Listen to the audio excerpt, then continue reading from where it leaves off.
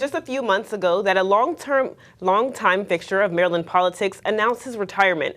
Now with a successor elected, that day is just a few weeks away. CTV's Mariah Jallad sat down with Senator Ben Cardin to take a look back at his extensive career and to say farewell.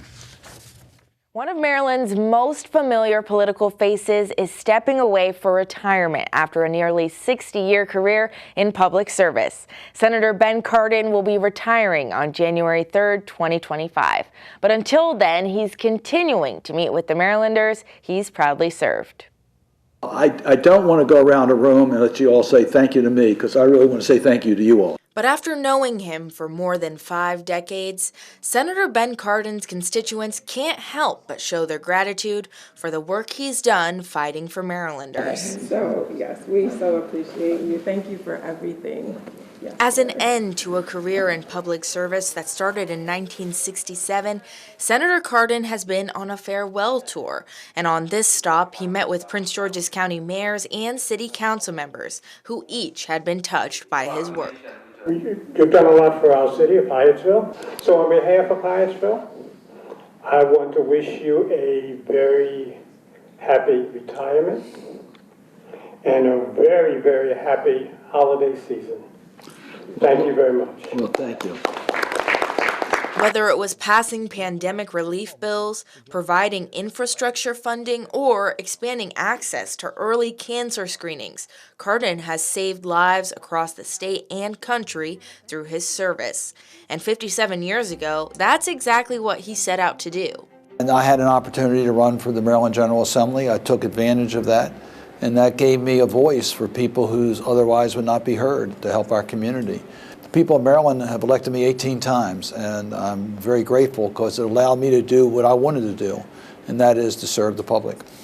His career started at just 23 years old, and by the time he was 35, he became the youngest Speaker of the House of Delegates in Maryland history at the time. My father told me when I was first elected that I was given a gift that people work their whole life and aren't able to achieve what I achieved at the age of 23, take advantage of every day. And I've tried to follow that advice. I've tried to take advantage of every year in public life, recognize that there are people that depend upon me. Now it's time to begin again for Congress, Ben Cardin. Because for Ben, the business of serving Maryland and its people is never done. Ascending to the U.S. House of Representatives and eventually the Senate, Cardin, a Democrat, has been known to reach across the aisle to his Republican colleagues. It's a nonpartisan attitude his aides call Cardinesque, and one that's increasingly disappeared from our current political climate.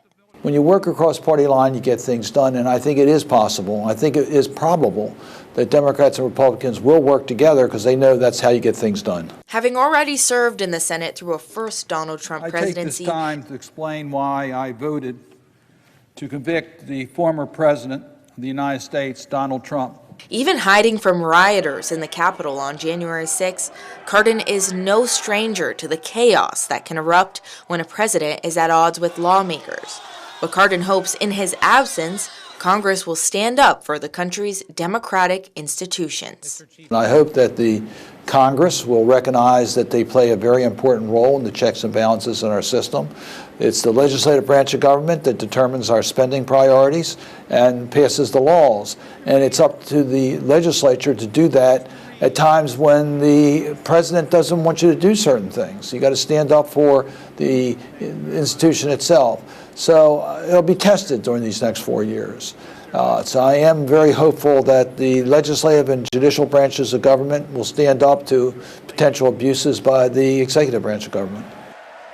As Cardin prepares to retire this January, he'll be leaving his seat to Angela Alsobrooks, the former Prince George's County executive who was elected to replace him.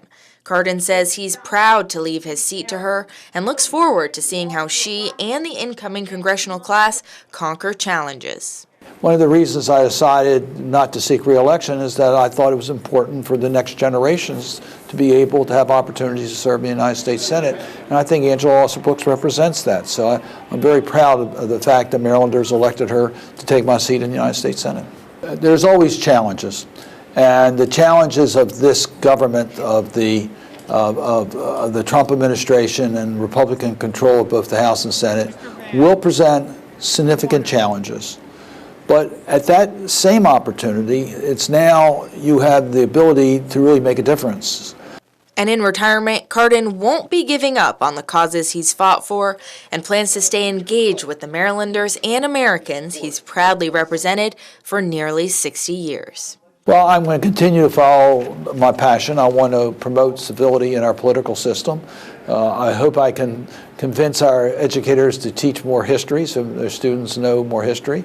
I want to teach civic engagement. I want people to get engaged in the political process. I will continue to fight for international human rights and to protect our Bay and the issues I've worked on as an elected official. Senator Cardin says he looks forward to spending the next chapter of his life with his family and wife Myrna, who have been his biggest supporters in his political career. For CTV News, I'm Mariah Jallad. Back to you at the desk. All right, Mariah, thanks so much for that report.